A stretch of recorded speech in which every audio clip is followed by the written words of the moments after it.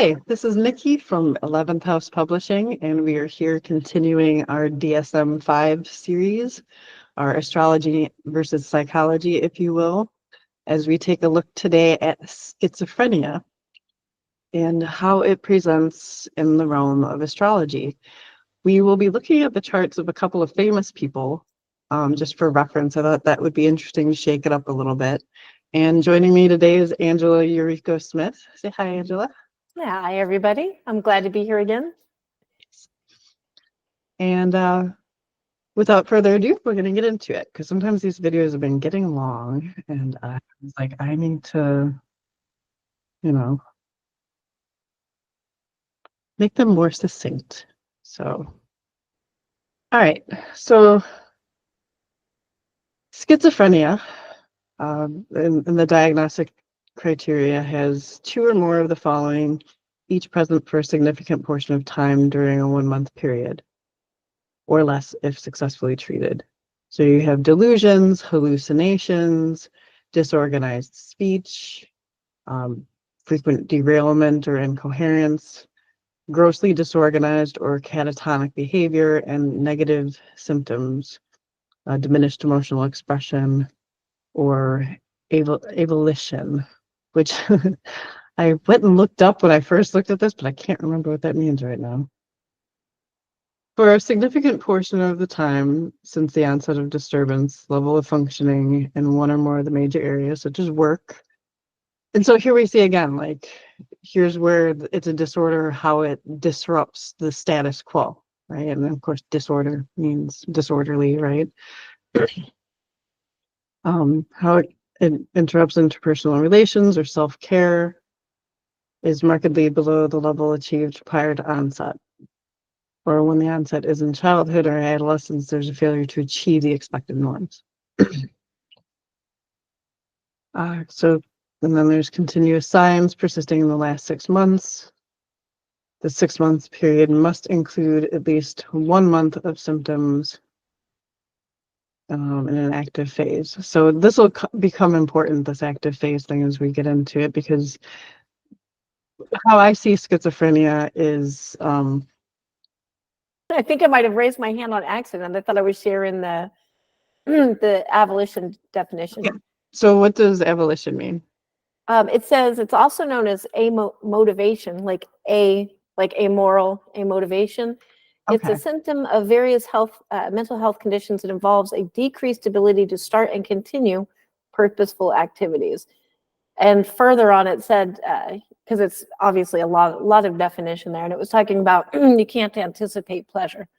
So you don't be like, oh, this cake is going to be so yummy. You just have no sense of any kind of motivation. Like, the cake is yummy, I'm going to eat the cake. You just don't care. So Okay. All right. So as I was saying, like the way that I see schizophrenia, as opposed to, we've been looking at a lot of Mercury stuff, this has more to do with the moon than anything. So your emotional state, right? So emotions or lack thereof would be the moon in astrology, which makes sense. I think to most people, you don't have to know anything about astrology to understand moon and emotions go hand in hand with the cycle, right? So it's interesting that they have this distinction of the 6-month period, because in astrology too, the eclipses will follow a 6-month cycle. So the eclipse energy will vibrate out 6 months afterwards, and some will say even before.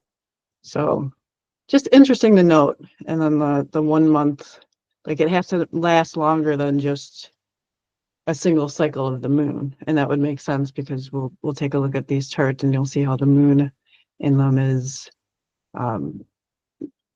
permanently has different energies on them that would make them be what I would consider to be afflicted in some cases, or just put upon by other energies. So during these residual periods, the signs of the disturbance may be manifested by only negative symptoms or by 2 or more symptoms listed in criterion A. Like, it gets so right by the book. Presented in an attenuated form. odd beliefs, unusual perceptual experiences.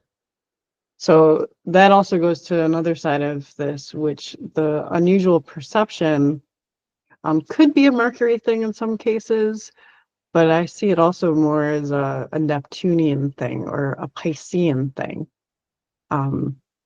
Especially when you get into things like the hallucinations and whatnot. This can just be that foot in another realm type energy. But that's how astrology looks at it, that it's not that you're seeing something that isn't there, your perception is shifted and able to see things that other people aren't because you're in a different frequency.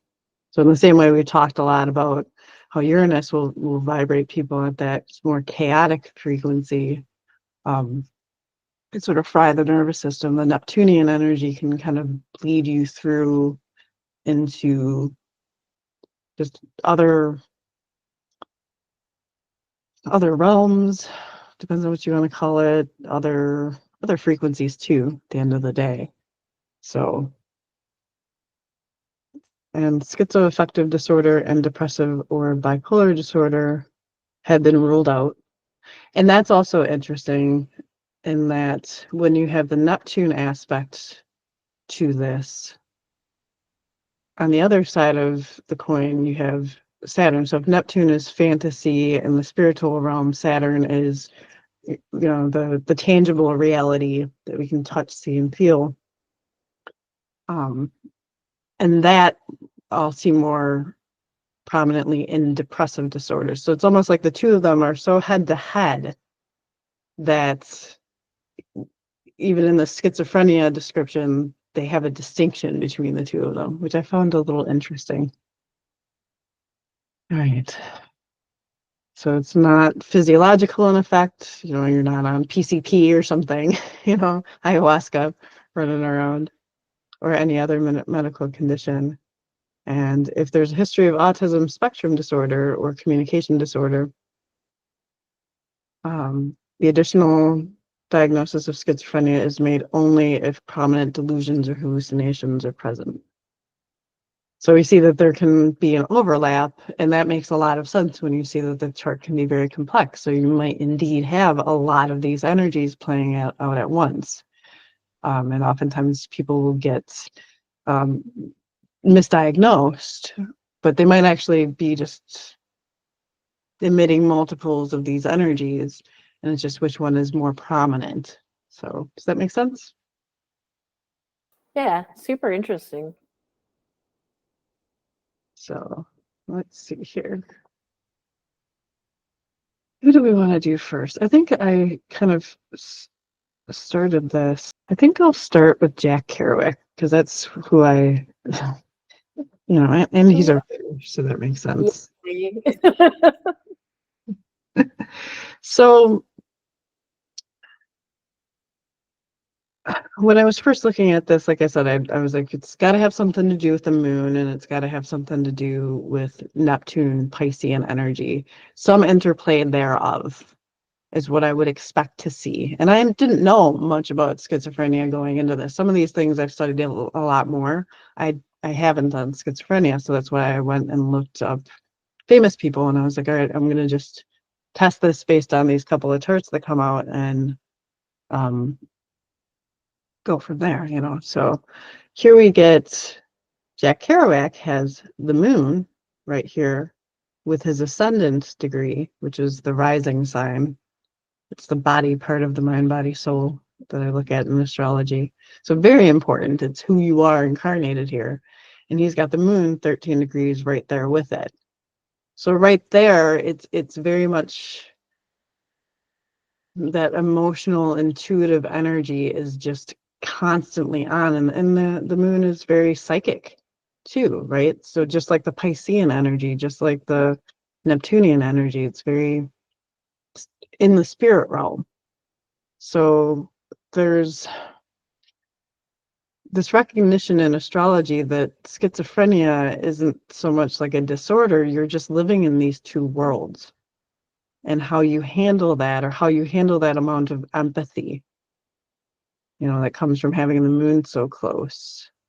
And especially for a male, because the moon tends to be It's a feminine energy. So for a male to have that and be channeling that many energies, especially at a time when I'm sure it was like men don't cry, right? kind of thing, had to make it extra difficult for him. But then also we get right across the way, we have his son is in Pisces, right? So that's a double down of what I was saying. I'm not saying that every Pisces is schizophrenic, but it is that spiritual aspect. And one thing that I did come across in the DSM-5 is they did allow for, and I thought I clipped it out, so that's what I was looking for a little earlier, but they did allow for different cultural beliefs. So I really got to give them credit on this. They were like, it depends. So if the person who has schizophrenia comes from a culture where it's normal to talk to the spirits, to talk to your ancestors, we got to take that into account. So Angela, don't you find that interesting? That is super interesting because that's actually, and full disclosure, I was diagnosed with schizophrenia back when I was 16. But I feel like it was a misdiagnosis now because, 16. and I'm, you know what I mean? Like it's not a thing now. But yeah, that's really interesting about the culture thing. Because yeah, that's what I'm always a little bit hesitant about because I do that. And so it is a little bit of like, are you hearing voices in the wrong way or the right way? Yeah, and you can see when you have that, your mind, so the lower mind is the moon too, is just so prominently there with you. It's like having it right there in your ear at all times. Or again, that prominent Piscean energy, Neptune, even Jupiter, which Neptune and Jupiter co-rule Pisces. So you're going to get this energy in there. And I know that you have prominent of both. It's a very spiritual energy, right? It sees us all as one. It sees the world beyond. It feels things on levels that, most people don't. So you really are tapping into things, even though everybody else might not be able to be on that same frequency, right? And so then you start to wonder, am I crazy? It also, by the way, makes it for a very good writer because you can tap into the spirit realm. That's the ether. That's where the stories come from. That's where they flow. It's the realm of imagination, right? That's what I told him when I was 16, but it didn't matter. So there's an acceptance here in astrology and in a lot of ancient cultures, and that it's, and even in the DSM-5, again, I have to give them credit. It's I was surprised and heartened because it's seeing the world beyond just what we think we know. And I guess it's to the level that it's a problem, right? So like if it's too much so that you can't function, of course, then it can be like obviously Jack Kerouac was able to function, but he wore his emotions right on everything he did. So did he sometimes go off the wall? Did he lose it? Yeah, probably with this because he was very much prone to that. And being Piscean too, it's very empathic and emotional. So he had to really be careful who he was hanging around with. I'll say Yeah. that. So Interesting.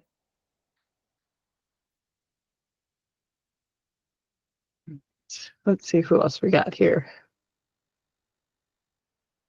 Let me get Betty Page, who a lot of these ones that I went looking and I found these lists for are deceased celebrities. So I found that interesting. It's like they didn't want to talk about ones that were living too much. But here we see too that we have her moon snuggled right up with Pluto, right? So it's the mind again, right up there. And this is in line with kind of what I would expect. So you could have this conjunction a little further apart and you might not be considered schizophrenic. But when it's right there, just like with Jack Kerouac, it's hard to get away from. So more people see it. It becomes more part of who you are. So she's right snuggling up there with Pluto. And, Pluto is power, the darkness, it's like the Lord of the underworld, having that with your moon at all times can lead to some very dark thoughts, some deep thoughts that you could see coming out and disturbing people. And Betty Page was very sensual and sexy, right? She was a pinup.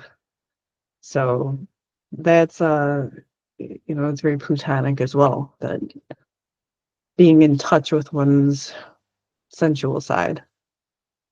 Which, Yeah, back especially back then, because that was way not cool back then. exactly. So in this case, the moon wasn't with the ascendant, but it is with a very prominent planet. And Pluto is still a planet to us. We love Pluto. And again, it's not saying that everybody that has these combinations is necessarily going to be, but it didn't surprise me when they started popping up. And then what do we also see? Her ascendant, so her rising sign, that prominent energy, is Pisces. So again, the spiritual. And her moon is in Cancer as well, I'm noticing. So yeah, I think in my experience now looking at these things, there tends to be multiple of these things hitting on each other, rather than just maybe your sun is in Pisces, but you don't have this prominent energy anywhere else. That's going to be different than the rising is in Pisces. She also had Uranus in the first, which means she was likely autistic, right? You talked about.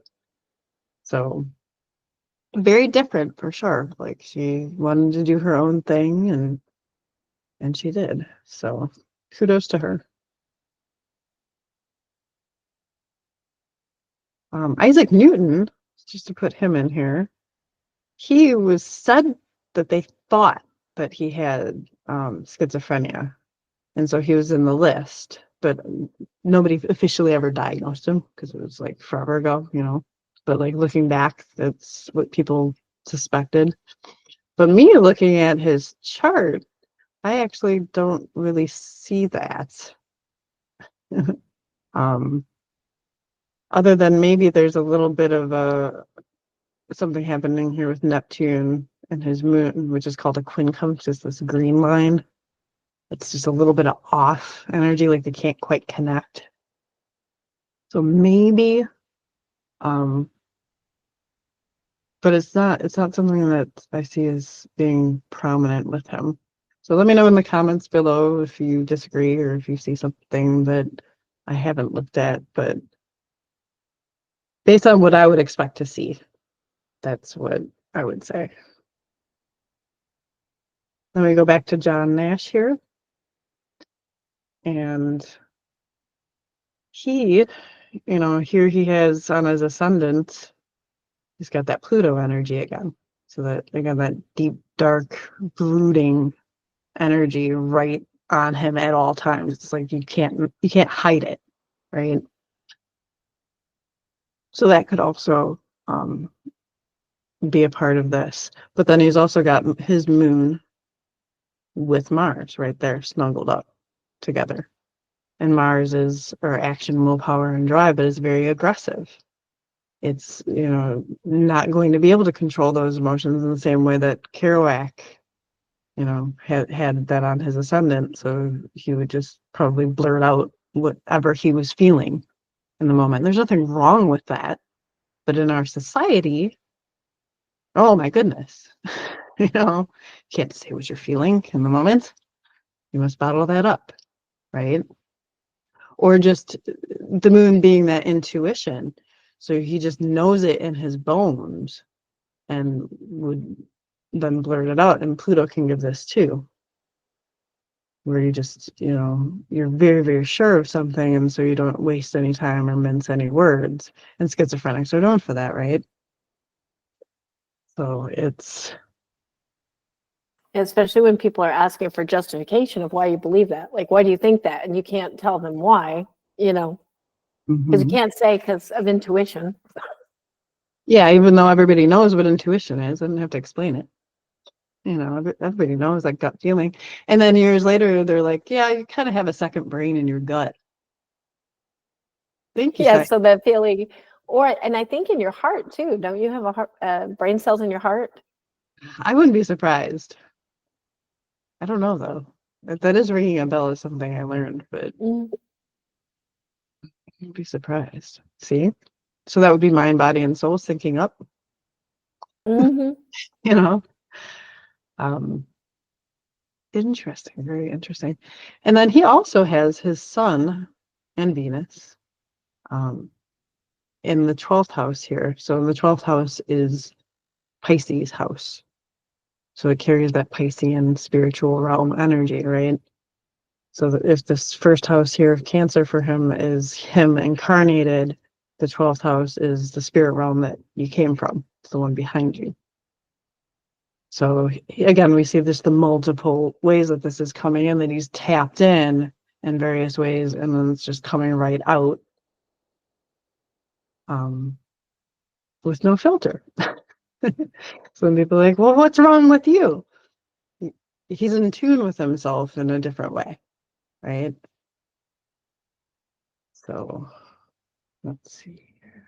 And then we got Van Gogh, who was also reportedly schizophrenic. And with him, again, we see the Cancerian energy. So it's the moon energy again, prominent.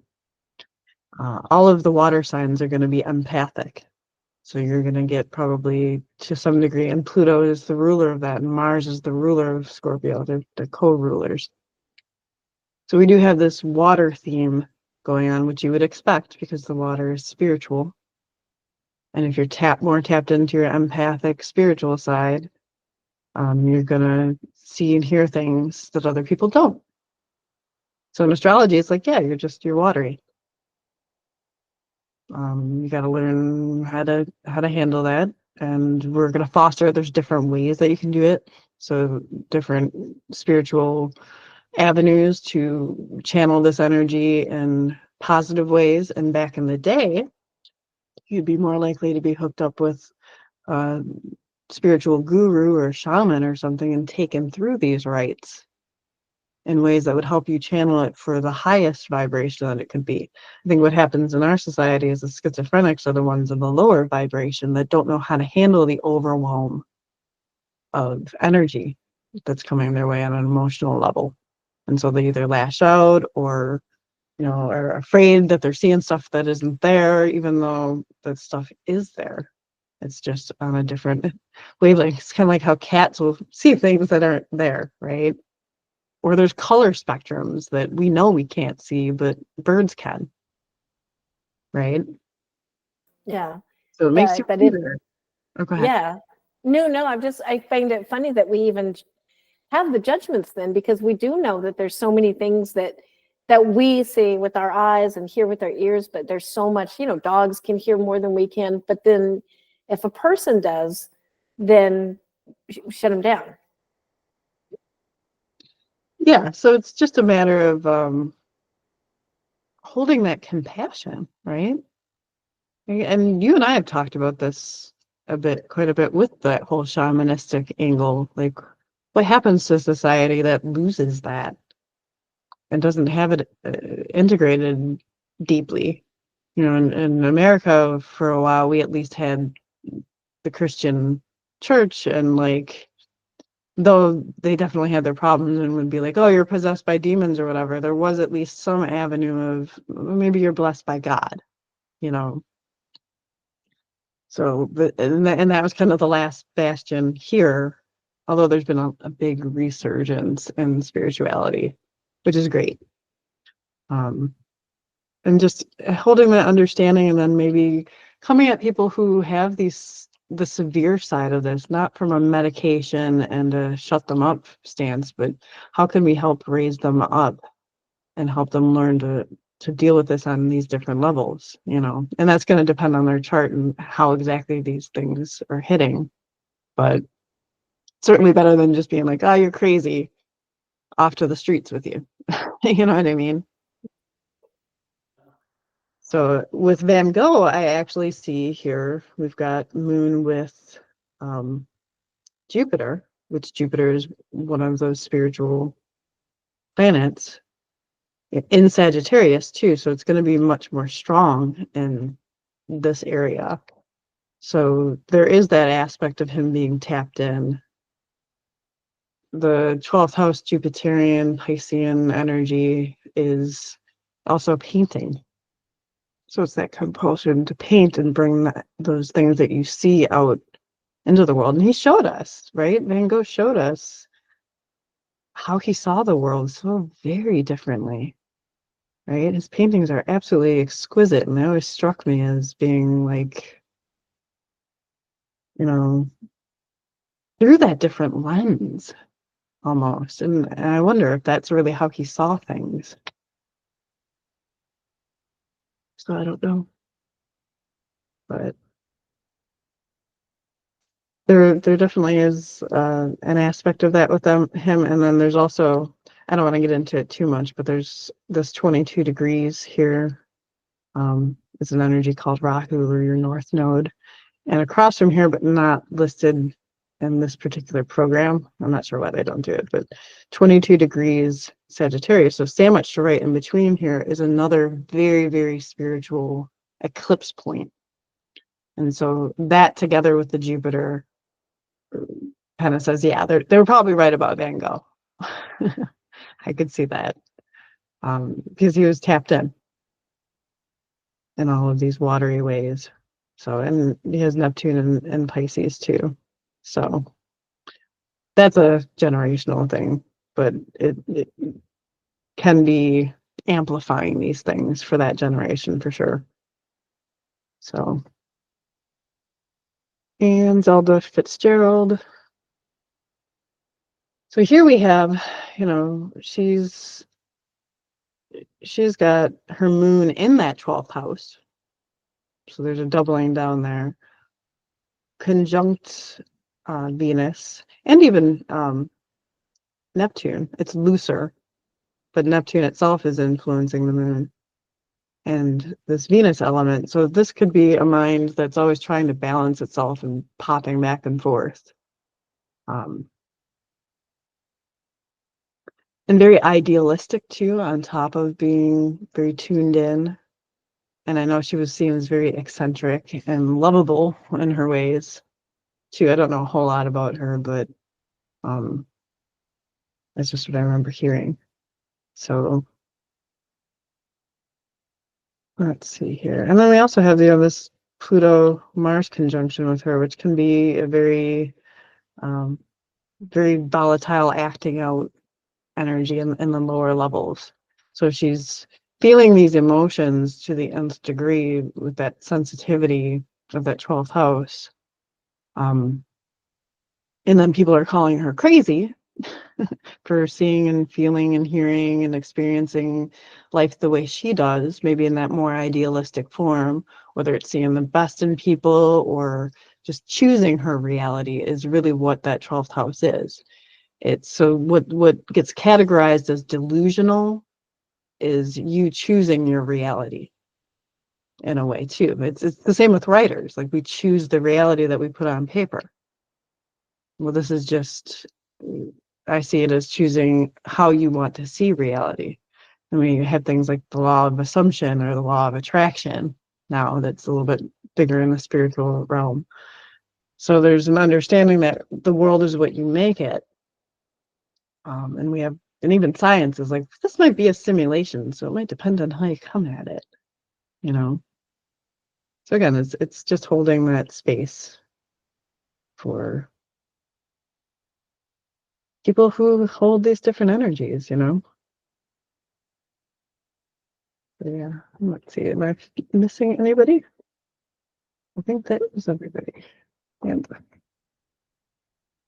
We live in such a, I was actually just thinking this today, like how exciting and wonderful we live, this world is right now, because I believe this is the widest, most accepting for things like this that we've probably ever been in. I mean, there's always been pockets of acceptance, but I feel like things like neurodivergence, and I say this as I'm like, don't read the news right now, but I feel like we're much more tolerant of things like this than we used to be, by and large. You know, the other people, you know, people that are not the same as us, and for the most part, I have hope.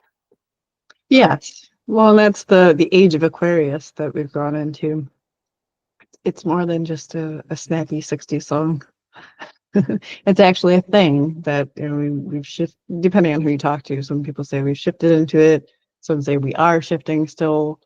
I'm of the mind that I think we have shifted into it because it's the age of reason and logic and robots and AI and, you know, humanity on the whole. So it's taking a look at the individual within the collective and how we can understand people on that individual level, but then fit them into society instead of ostracize them, you know, and how best to uh, get their energy to function in a way that's beneficial not only for them but for all of us. So who does it benefit to have people who are severely schizophrenic cast aside on the street, mumbling to themselves, or maybe having tangents where they just go off or do something violent, you know, God forbid, to themselves or somebody else. So like, but if you can take them and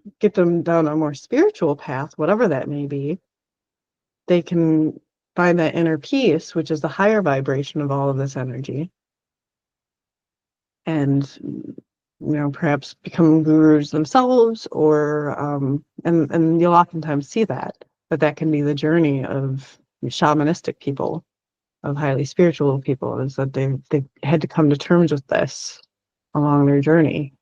Um, so I hope that this was informative and helped somebody in the audience kind of understand this a little bit better. I'm always curious as to your take on things. What's your experience? Anything that you saw in any of these charts that I may have missed?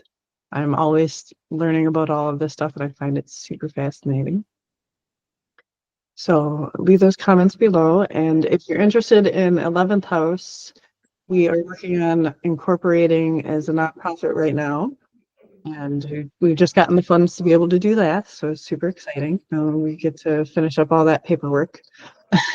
Super exciting paperwork. Yes, super exciting. And the Wisconsin websites are a mess. I live in Wisconsin. So that's really good. And then we've got lots of plans in the works. So if you want to get involved or just stay up to date on that, subscribe, like, share all of those things to this video so we can have that bigger discussion. And, you know, 11th house is about publishing neurodivergent voices, but just getting ideas and more making a more inclusive and empathic society on the whole. So, Which we need. yeah, that's kind of why I'm doing this series. The links for that stuff will be below. I'm also doing fundraisers where I'm reading charts, and that will go towards 11th house. So if you're interested in getting one of those done, you know, let me know. You can take a look at your chart, and maybe you have a schizophrenic story that you can tell me. Everything's confidential. um, and then also, if you want to be part of the discussion, I go live with this every Wednesday at 6:30 in the Authortunities Hub, which I'll put a link to that below. It's a algorithm-free author community, although there's a lot of creatives there. So it's a building up to Yeah. 12th house place, right? There too. I wonder, I'm just kind of curious how many people there had schizophrenic diagnoses or hallucinate things or whatever. I can, not naming names, but I know a few, like just from No, conversations, private conversations. well, yeah, a lot of writers. It Mm-hmm. surprised me because they're tapped into the same realm. It's just that's how they choose to get it out instead of, Mm-hmm. you know, maybe the less productive ways, shall we say. Yeah. So we would love to have you in the Opportunities Hub, though. And is there anything else you wanted to add, Angela? No, that's it. I just always learned so much from these, so I'm always a little bit transfixed. I'll admit that sometimes you know what I mean? I'm like trying to stay up, like, what? Okay, because there's like so much information, but it's always so interesting. I never walk away from one of these without learning some really interesting things, often about myself. Ah, see? Yeah, so that's good. That's what I'm hoping for this. And please join us either live next week or I post these on YouTube after the fact. Um, like, share, and subscribe and all that stuff. And I will see you next week. Bye-bye. Bye.